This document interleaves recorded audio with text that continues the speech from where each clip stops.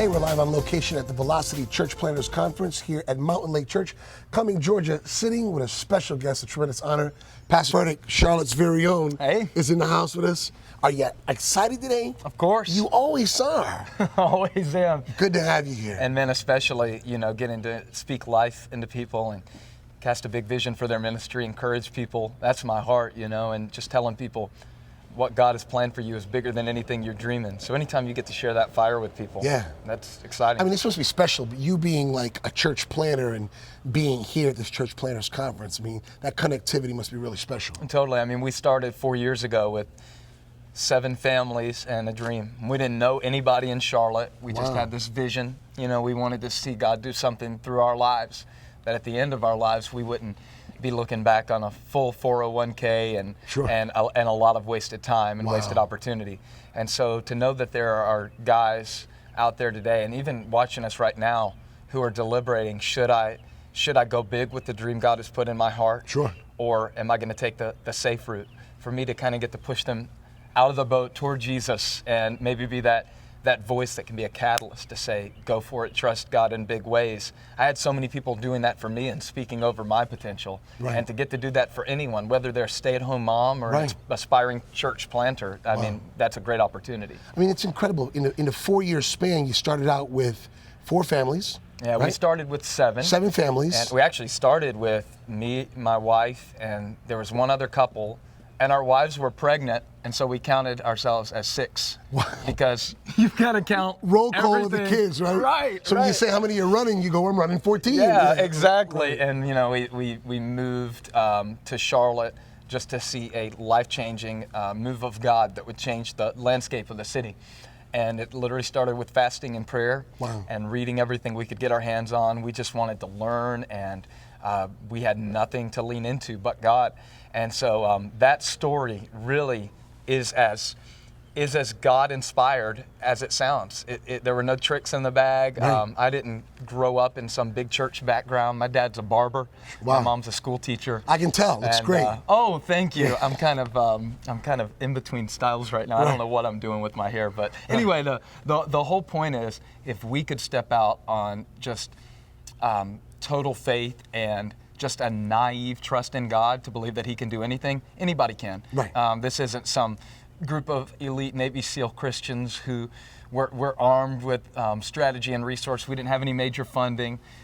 We just had a suburban full of people and a dream to make a difference for God. That's a part of our story that I like to tell, because anybody can relate to that and hope that God can do something remarkable through their life as well. There had to be some dark moments, some moments of like, Lord, have you left me out here? I feel alone. There might be viewers today. I know I felt that way. Where you go through a transition and you wonder, how am I going to get out of this one? Are you really walking with me, God? What do you tell our viewers? I'm so glad you say that, because it can feel schizophrenic sometimes, can it? It's a little bit like, I know God told me to do this.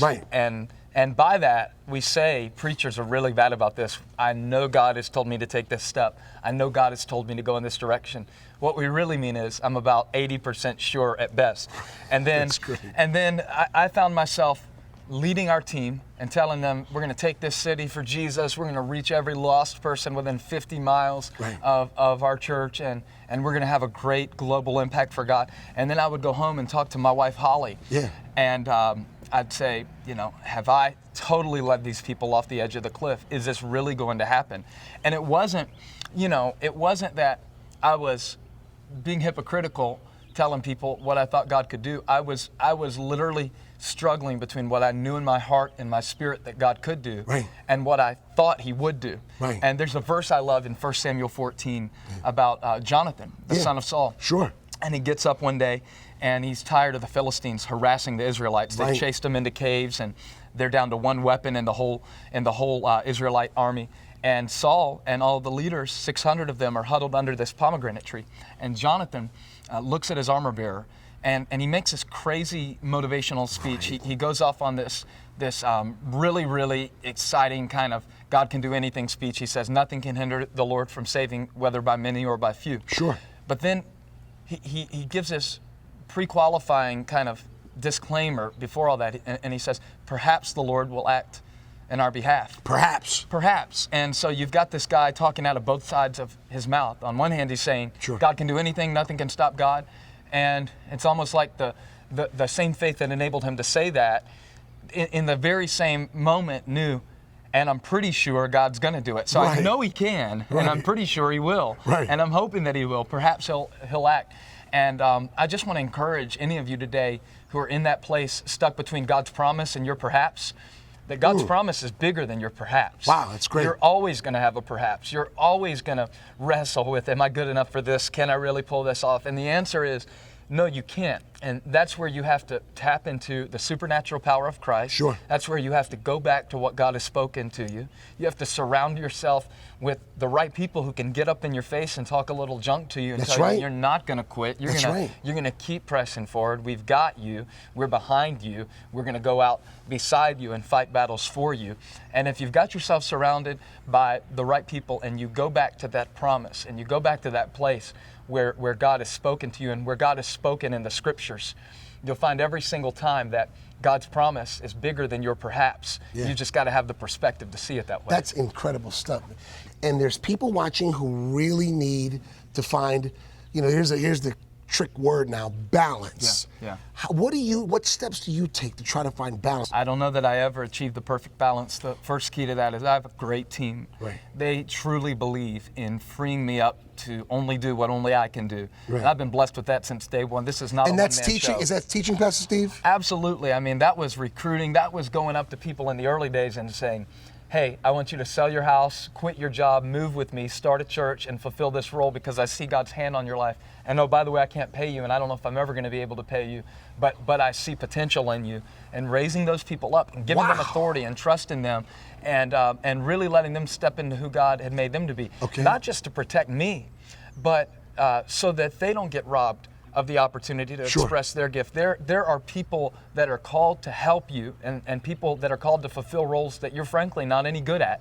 And the sooner we let go of that, right, and the sooner we let go of our ego of thinking that we have to do it all, the sooner we find balance. So when they help you, does that permit you to go home and sit down with your kids and be dad? Absolutely, because my church knows that the most important requirement on my spiritual job description is to stay fresh, connected to Christ, and to make it.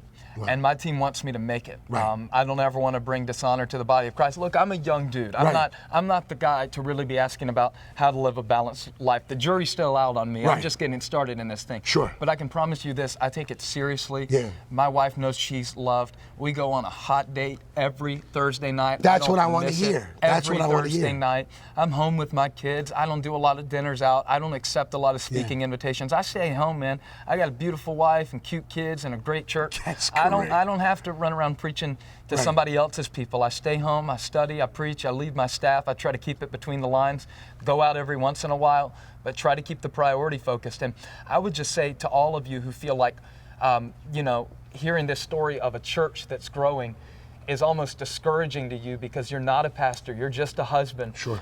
You're just a school teacher. You just work at the bank. You just, make minimum wage. Anything is significant when done for the most significant purpose. There is a calling on your life. Maybe not to start a church and move to a new city, but maybe to raise your kids in a way that they're going to grow up and change the world for Jesus. There is a calling on your life.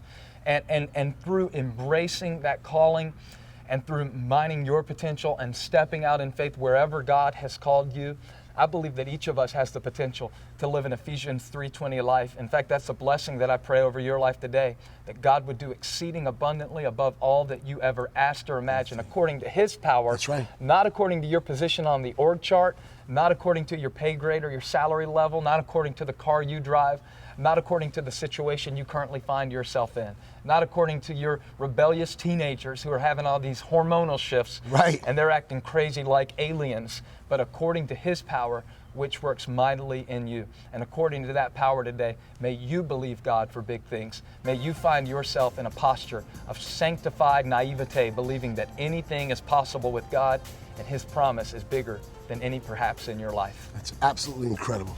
Incredible, man. Thanks so much. God bless you, man.